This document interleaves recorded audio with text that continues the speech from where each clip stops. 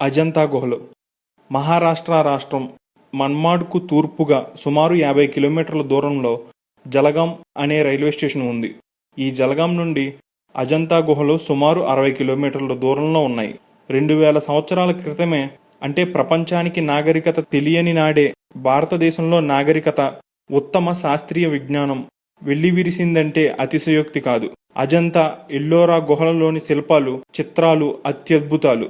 సుమారు 2000 సంవత్సరాలకు పూర్వమే మన వారు చూపించిన శిల్పకళ, చిత్రకళా నైపుణ్యం అద్వితీయం.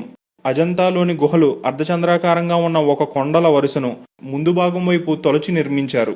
గుహల లోపల వివిధ రకాల శిల్పాలే కాక రంగులతో చిత్రాలు అనేకం చిత్రించారు.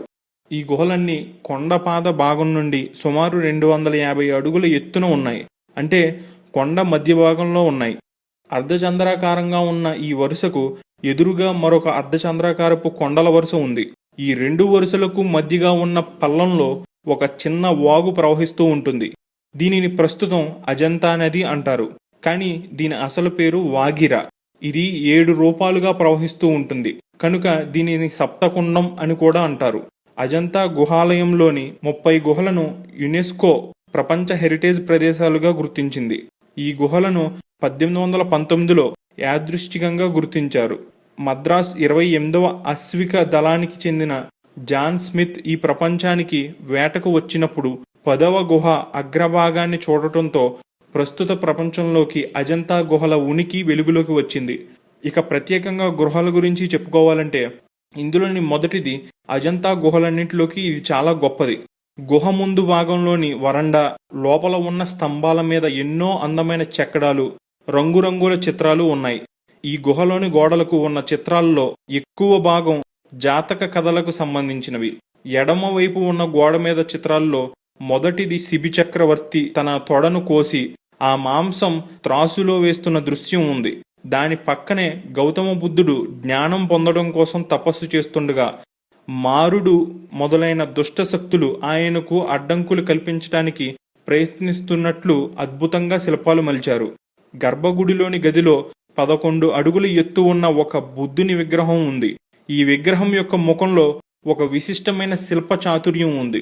ముందు వైపు నుండి సూటిగా చూస్తే ఆ ముఖంలో పరమ శాంతరసంతో ఉట్టిపడుతున్నట్లుగా, కుడివైపు నుంచి చూస్తే సంతోషంగా చిరునవ్వు నవ్వుతున్నట్లు, ఎడంవైపు నుంచి చూస్తే దుఃఖంతో విచారంగా ఉన్నట్లు కనిపిస్తూ ఉంటుంది. ఇచ్చట ఒక స్తంభం మీద ఒక అపురూపమైన శిల్పం ఉంది. 4 లేళ్లు ఒకదాని పక్కన ఒకటి గుంపుగా వివిధ భంగిమల్లో ఉన్నాయి.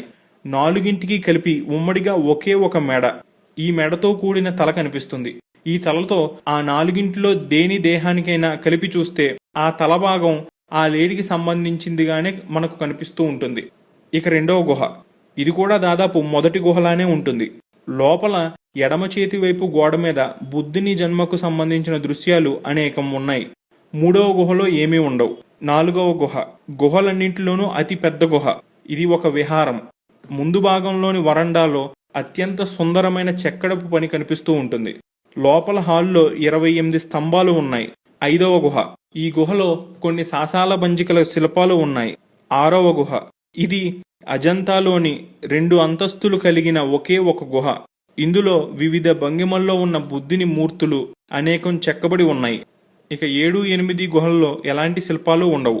ఇక 9వ గుహ అనేక సంవత్సరాల క్రితం, దాదాపు 1వ శతాబ్దంలో నిర్మించబడిన గుహ. ఇది ఒక చైతన్యం. ఇందులో బుద్ధుని కాలం నాటి సాంఘిక జీవనానికి సంబంధించిన దృశ్యాలు చిత్రించబడి ఉన్నాయి. 10వ గుహ కూడా ఒక చైతన్యమే. 11వ గుహలోని చిత్రాలన్నీ శిథిలావస్థలో ఉన్నాయి. 12వ గుహ కూడా ఒక ప్రాచీనమైన విహారం. బౌద్ధులు నివసించటానికి వీలుగా గదులు, అందులో పడకలు, కూజ ఉన్నాయి. 13, 14, 15 గుహల్లో ఏమీ ఉండవు. 16వ గుహ ముందు నిలబడి చూస్తే అజంతా గుహలు ఉన్న ప్రాంతమంతా ఆ చివరి నుండి ఈ చివరి వరకు కనిపిస్తూ ఉంటుంది. ఈ గుహ లోపల ఉన్న బుద్ధుని విగ్రహం చాలా అందంగా ఉంటుంది. 17వ గుహలో దాదాపు 16వ నెంబరు గుహ మాదిరిగానే నిర్మించబడింది. ఎడమ చేతి వైపు ఉన్న గోడ మీద బౌద్ధమత పవిత్ర చిహ్నమైన ధర్మచక్రం ఉంది. ఈ చిత్రానికి ఆనుకునే మరొక చిత్రం ఉంది. అది సుజాత శరణాగతు. ఈ గుహలోనే ప్రపంచ ప్రఖ్యాతిగాంచిన అజంతా సుందరి అలంకరణ చిత్రం ఉంది. 18వ గుహ, అందులో ఏమీ ఉండవు. 19వ గుహ కూడా ఒక చైతన్యం. 20, 21 గుహల్లో అనేక మంచి శిల్పాలు ఉంటాయి. 22, 23, 24, 25 గుహల్లో ఏమీ ఉండవు. 26వ గుహ, ఇది అజంతా గుహలలో చివరి గుహ. ఈ గుహలోని గోడలకు బుద్ధుని విగ్రహ మూర్తులు అనేకం ఉన్నాయి. ఎడం వైపున ఉన్న గోడ మీద బుద్ధ భగవానుని నిర్మాణం చెక్కిన శిల్పం ఉంటుంది. ఇది మహా అద్భుతమైనది. సుమారు 20 అడుగుల పొడవు గల పడుకుని ఉన్న భంగిమలో బుద్ధుని ప్రతిమ కనిపిస్తూ ఉంటుంది. ఆ ముఖంలో ఉండే నిర్వికారమైన శాంతి భావము చూపరులకు స్పష్టంగా కనిపిస్తూ చాలా గొప్పగా ఉన్నది. బుద్ధుని మూర్తికి క్రింది భాగంలోనూ ప్రక్కల ఎంతో మంది దుఃఖిస్తూ ఉండడం సజీవంగా చెక్కబడింది. ఆ దుఃఖిస్తున్న వారిలో ఒక్కొక్క భంగిమ ఒక్కొక్క ప్రత్యేక భావం వ్యక్తీకరిస్తూ చెక్కిన తీరు నిజంగా అద్భుతమే. బుద్ధుడు తనువు చాలిస్తున్నందుకు ఒక శిష్యుడు కంటతడి పెడుతుండగా పైన బుద్ధుడి దివ్య శరీరాన్ని దేవతలు స్వాగతిస్తున్నట్లు అద్భుతంగా చెక్కారు. 26వ నెంబర్ గుహకు ఆనుకొని ఉన్న కొండ శిఖరం మీద నుండి ఒక నీటి ప్రవాహం కిందకు జారుతూ జలపాతంలాగా పడుతూ ఉంటుంది. అయితే అజంతా గుహలకు సోమవారం సెలవు. ఈ వీడియో మీకు నచ్చినట్లయితే లైక్ చేయండి. మరిన్ని అప్డేట్స్ కోసం మా ఛానల్ను సబ్స్క్రైబ్ చేయండి.